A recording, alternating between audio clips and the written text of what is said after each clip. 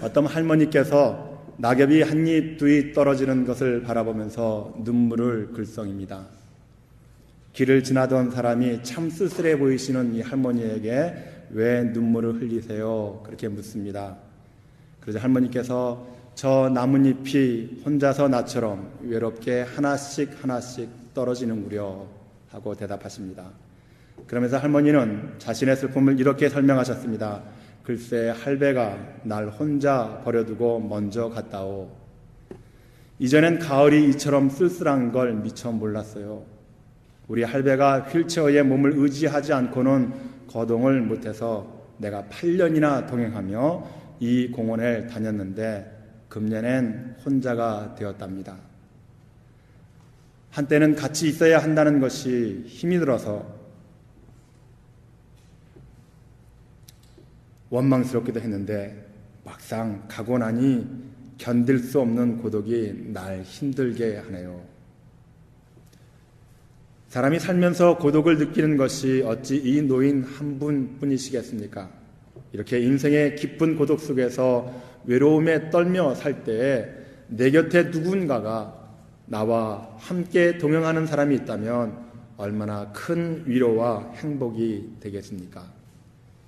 여러분 외로우십니까? 쓸쓸하고 고독해서 견디기 힘이 드십니까? 오늘 예수 그리스도께서 우리를 구원하시기 위해서 사망 권세 이기시고 부활하신 후 맞이하는 첫 번째 주일입니다. 그 부활하신 주님께서 아직도 죄와 사망의 어두운 그늘 가운데서 살아가고 있는 저와 여러분들에게 다가오고 계십니다.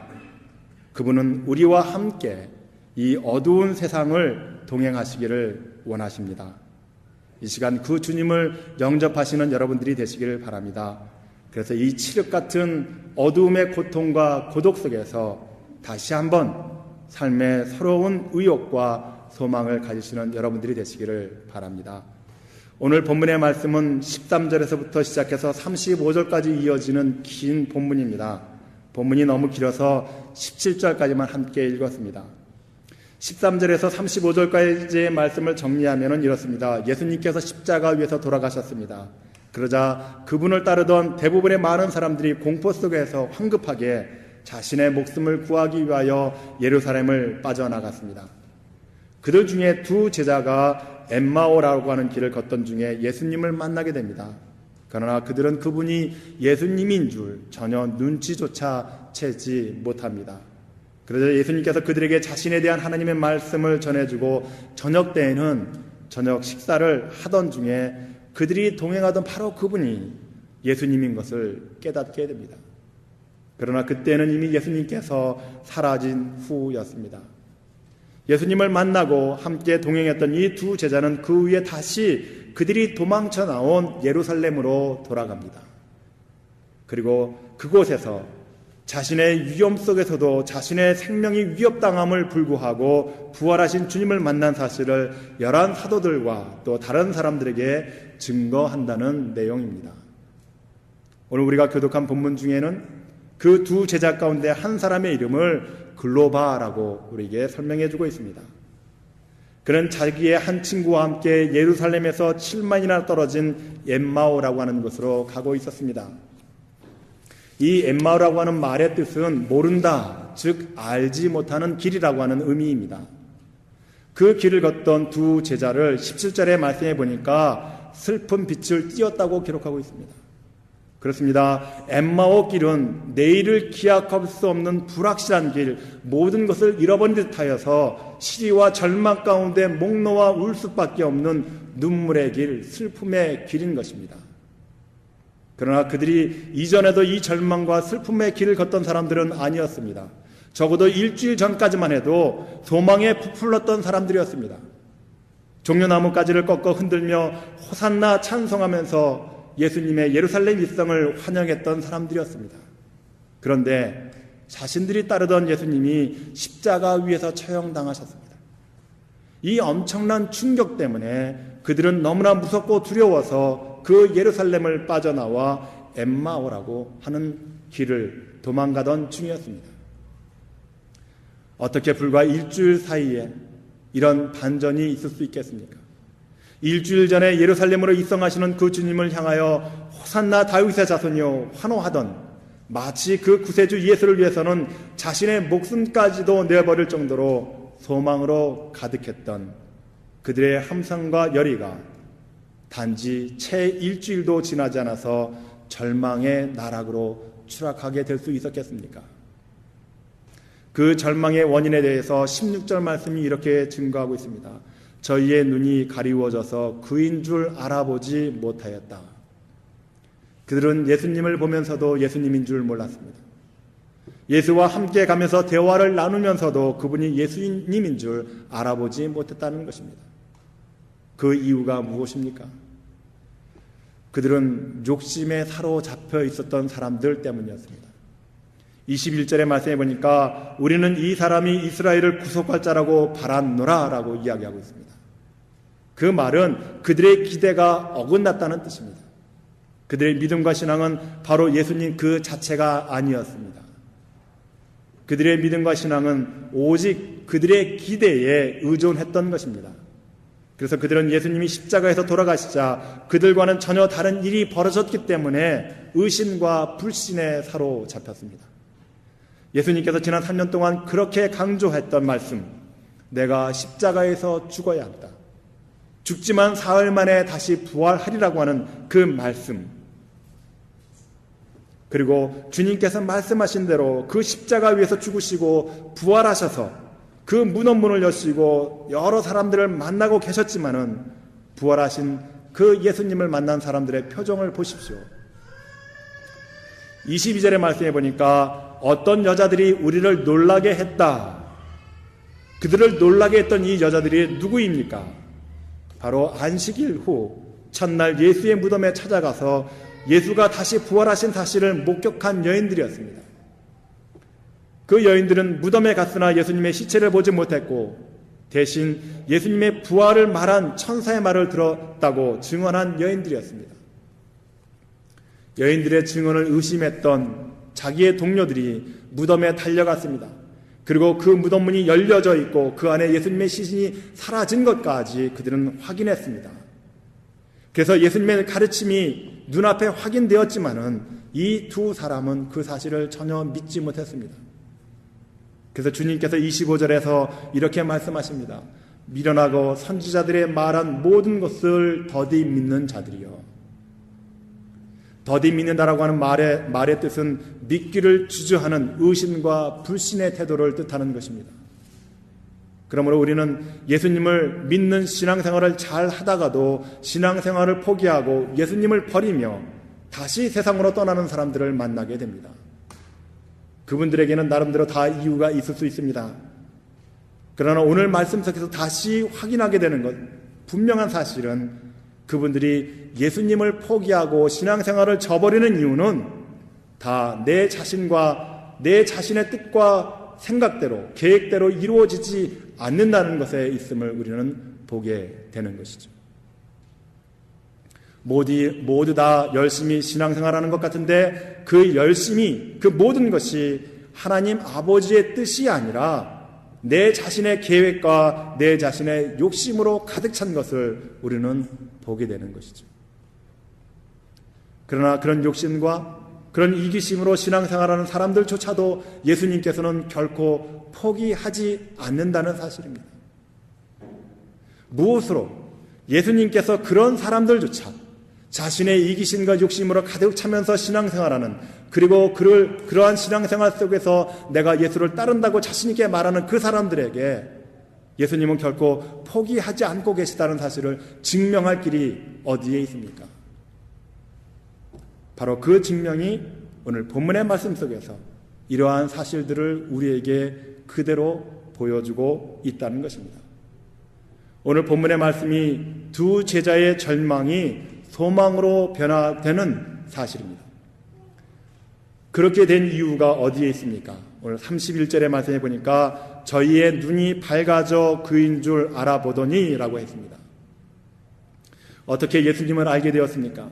눈이 밝아졌기 때문입니다. 그렇다면 그들이 장님이었나요? 아닙니다.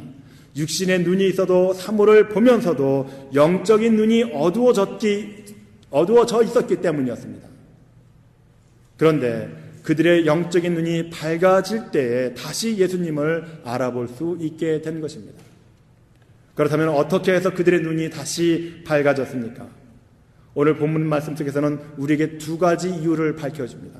첫째는 성경의 말씀을 들을 때에 그런 변화가 일어났습니다. 27절의 말씀을 보면은 두 제자가 함께 길을 걸어가며 그들의 이야기를 듣기만 하던 예수님께서 입을 열어서 이렇게 말씀하십니다.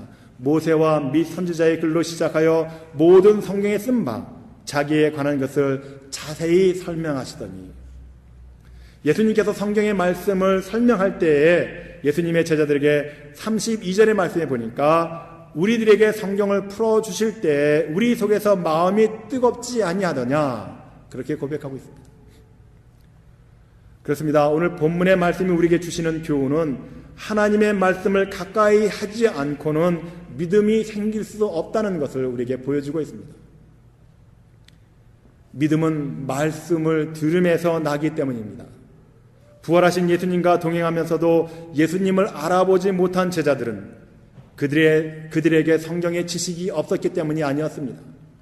유대인이라고 한다면 어려서부터 철저히 성경을 배우게 됩니다. 그러나 그들의 성경적인 지식은 그들이 슬프고 절망에 빠졌을 때 결코 그들에게 힘이 되지 못했습니다.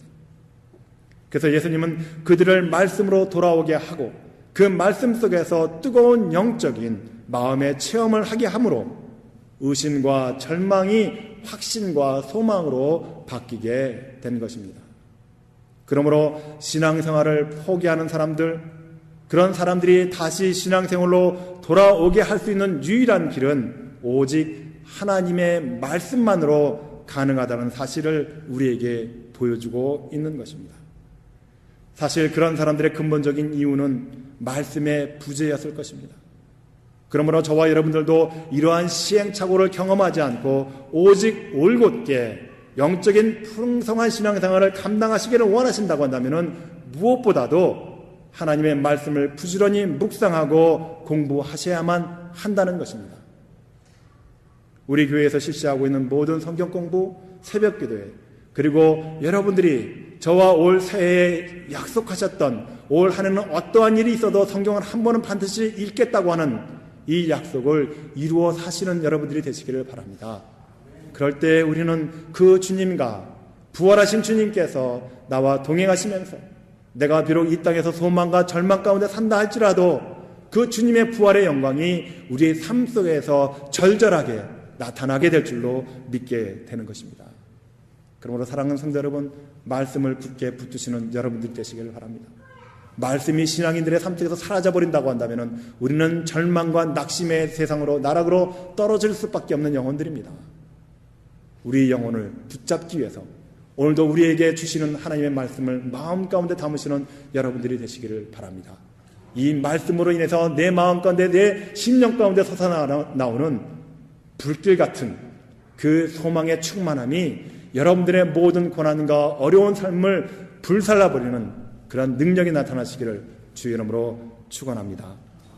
엠마오의 길, 슬픔과 절망의 길을 걷던 두 제자가 그 절망이 소망으로 바뀌게 된 두 번째 이유는 예수님과 함께 식사를 했기 때문입니다. 그들이 엠마오에 당도했을 때 함께 동행하던 예수님은 거기서 더 내려가는 사람처럼 보였습니다.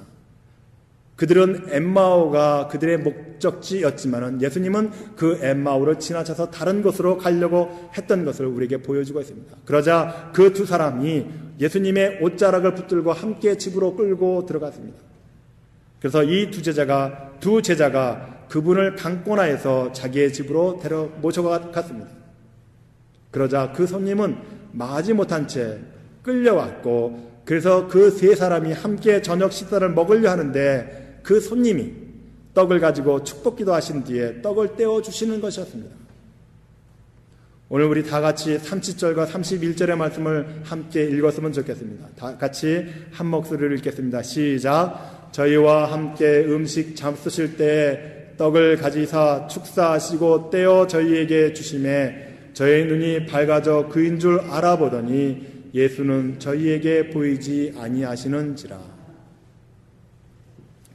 복음서에 기록된 예수님의 사역은 무리를 먹이시는 것이었습니다. 요한은 적어도 예수님의 사역의 첫 번째 기적을 가나의 혼인잔치에서 시작하고 있습니다. 그 자리는 포도주가 떨어져서 잔치의 흥이 깨질 판이었습니다.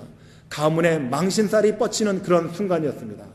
그때 예수님은 그 항아리에 가득 물로 채운 그 물을 포도주로 바꾸어 주어서 그 흥행을 이어가게 하셨습니다. 가문의 위기, 가문의 망신살이 뻗쳐있는 그 순간에 예수님께서 빚어주신 맛있는 포도주로 인해서 그 가문이 더욱 빛나는 가문이 되었다는 것입니다. 예수님의 말씀을 듣기 위해서 광야에 모인 군중들이 저녁 때가 되어서 배가 고팠습니다. 그때에도 예수님께서는 하나님께 기도하시고 수많은 무리들을 배불려 먹여주셨습니다.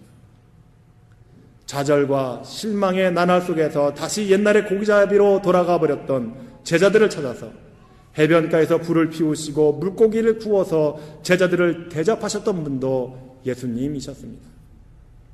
복음서가 왜 이렇게 예수님께서 제자들과 혹은 무리들과 함께 식사를 나누는 말씀을 집중적으로 조명하면서 우리에게 이야기해주고 있습니까?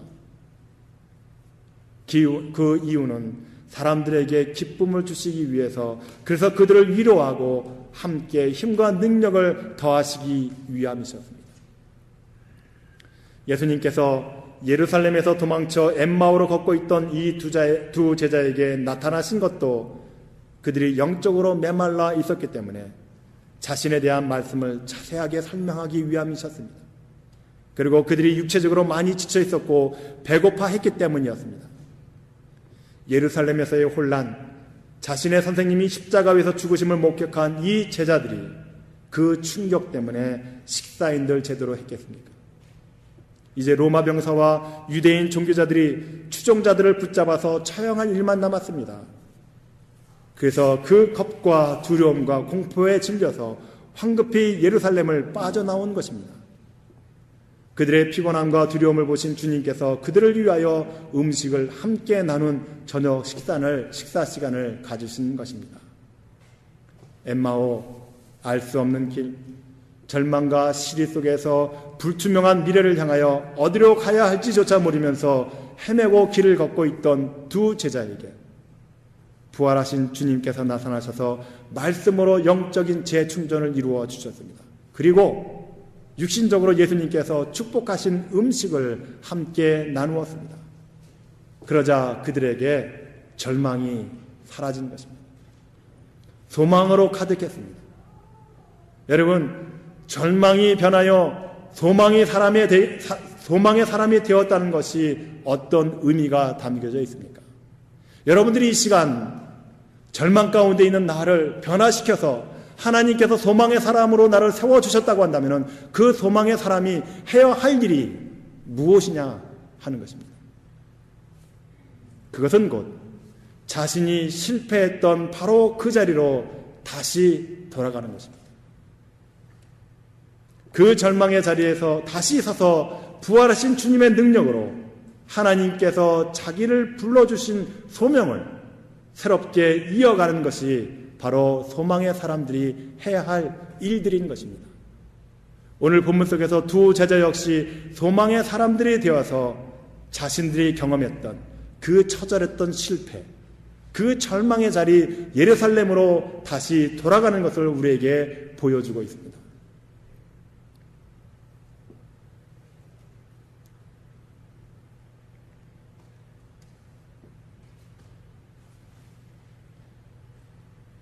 그리고 그 제자들이 거기에서 다시 11 사도들과 여러 사람들을 함께 만나고 있습니다. 그리고 주님께서 부활하셔서 자신들에게 부활하신 사실을 알려주시고 저녁 식사도 함께 했음을 증언하고 있습니다. 이 두 제자가 다시 예루살렘으로 돌아갔기 때문에, 그리고 그들이 다시 새로운 하나님의 소명을 마음 가운데 받고 그들의 행동으로 보여주었기 때문에 절망과 시리에 빠져있던 그 예루살렘에서 초대교회의 놀라운 부흥의 역사가 시작되었던 것입니다. 사랑하는 성도 여러분, 저는 오늘 여러분들에게 본문의 말씀 속에서 깨달은 두 가지 교훈을 함께 나누기를 원합니다. 첫 번째 교훈은요, 여러분들과 지금 동행하고 있는 사람이 누구인가 하냐는 것입니다. 저는 지난 사순절 40일 동안 새벽 기도를 통해서 가정의 소중함에 대해서 말씀을 드렸습니다. 혹시 여러분들 중에는 하나님께서 우리에게 이 땅의 삶 속에서 천국의 삶을 경험하시기 위해서 우리에게 허락하신 그 아름다운 가정이 깨어져서 절망과 시리에 가득 차 그 가정으로부터 마음이 떠나 계신 분들이 계십니까? 그래서 혹시 더 나은 것이 이 세상에는 없는지 세상 속에서 가정을 떠나서 방황하고 계시지는 않으십니까?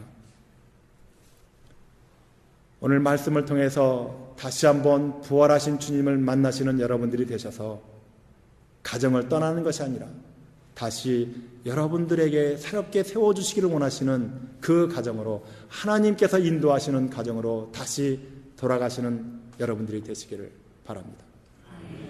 하나님께서 나에게 허락하신 이 세상에서 가장 아름다운 나의 아내, 나의 돕는 배필,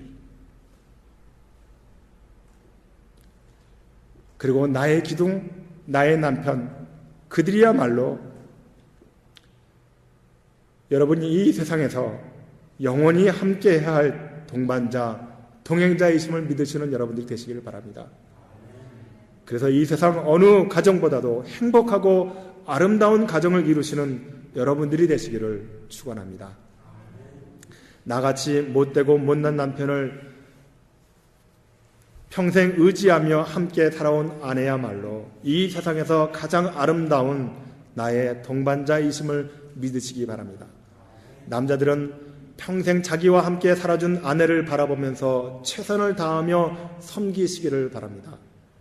여러분들의 아내는 하나님께서 이 세상에서 어떤 여자들보다도 훨씬 더 여러분들을 사랑하셔서 허락하신 여러분들의 돕는 배필입니다. 제가 돕는 배필의 의미를 설명드렸죠. 히브리 말 에셀, 하나님의 도우심이라는 뜻입니다. 그렇습니다. 여러분들의 아내 돕는 배필 때문에 하나님의 도우심이 여러분들에게 임한다는 사실입니다. 그러니 그 아내를 실망시키고 미워하고 맨날 싸움만 한다고 한다면 하나님의 복이 그 아내를 통해서 전해지겠습니까? 하나님의 복을 간구하시는 여러분 남성들이라고 한다면 먼저 하나님께서 여러분들에게 허락하신 여러분들의 아내를 사랑하시는 여러분들이 되시기를 바랍니다. 그때 하나님의 도우심의 복이 먼저 여러분들의 가정에 복을 주시고 만사가 형통케 하는 놀라운 복이 여러분들의 삶에 쏟아지게 될 줄로 믿습니다. 또 한 가지 교훈은 한사랑교회가 영원히 함께할 여러분의 동반자라고 하는 사실입니다. 한사랑교회는 하나님께서 여러분들을 사랑해 주셔서 여러분들에게 주신 가장 아름답고 소망이 넘치는 교회입니다. 우리 한사랑교회보다 더 좋은 교회는 이 세상에 어디도 없습니다. 제가 오늘 말씀을 준비하면서 자신 있게 말할 수 있는 부분입니다. 여러분 어제도 홈페이지 보셨죠? 우리 김영기 장로님, 문현진 지사님께서 단기 선교 사역을 떠나면서 집을 떠나 있으니까 그 한 길길에 있는 그 큰 대로길에 있는 그 집에 남아있는 가족들을 위해서 77세 연세에도 불구하고 끊임없이 성도들을 사랑하는 마음으로 그 가정에 보안용 카메라를 달아주셨습니다. 여러분 어디에서 이 따뜻한 마음, 성도들 한 사람 한 사람을 보살피는 이 김영기 장로님 같은 그 장로님 소속된 교회를 어디서 찾아볼 수 있겠습니까? 여러분들의 행운입니다. 여러분들의 행복입니다. 왜 아멘 안 했어요?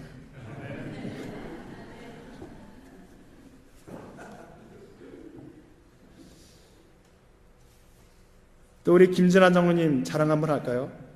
이 사랑방 모임을 갖기 위해서 조그만 콘도미니엄 이 불경기 중에도 그걸 포기하시고 저택으로 이사하셔서 성도들을 초청하시고 잔치를 베풀어 주신 장로님이셨습니다.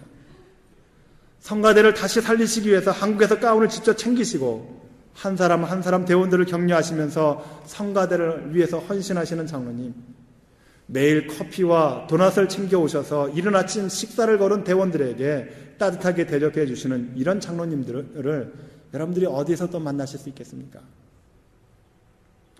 우리 이하정 장로님, 이제 은퇴하셔서 편안히 신앙생활하셔서 충분하심에도 불구하고 성가대 지휘를 자청하시고 성가대의 부흥을 위해서 헌신하시는 장로님이십니다.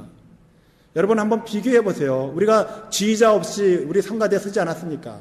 그때의 우리의 모습과 지금 우리 이하정 장로님께서 연로하셨지만은 그 힘들지만은 두 팔을 휘저으시면서 지휘하시면서 성가대를 인도할 때 그 찬양 소리가 얼마나 아름답게 귀하게 변화되었습니까? 우리 김대진 장로님께서 서운하실 것 같아서 우리 김대진 장로님 늘 위로하고 격려하고 또 불화된 가정이 있으면 찾아가 주셔서 격려하시고 위로하시고 이 따뜻한 장로님이십니다. 남자로서 저는 참 부럽습니다. 댄스로 다져진 이 몸매에서 지금도 폼 한번 다시 잡으시면은 이 아주 처녀들도 마음을 살랑살랑 흔드실 만한 그런 장로님의 귀하신 그 모습 제가 참 흠모합니다. 우리 장로님들 뿐이시겠습니까? 우리 권사님들 참 수고 많으시고 애쓰고 계시지만은 단 한마디 불평하시지 않으십니다. 그래도 부족하기 때문에 어린 성도도 섬기시는 그 모습 속에서 저는 천사의 모습을 보게 됩니다. 우리 집사님들 한 분 한 분 모두 사랑과 헌신에 넘치시는 분들입니다. 제가 지난 금요일 토요일 데스밸리에 들어가서 하나님 앞에 기도하면서 그 소금밭길 또 모래밭길을 걸으면서 기도했던 것들이 또 기도할 때 하나님께서 제 머릿속에서 지난 7개월 동안 이 교회에서 사역하면서 섬기시는 성도님들의 모습을 볼 수 있었습니다. 참으로 아름답고 귀한 그 모습. 또 우리 교회 자랑한 김에 우리의 희망, 우리들의 자녀들에서도 한번 자랑해야 되겠습니다. 우리 아이들 얼마나 건전하고 부드럽고 착한지 모릅니다.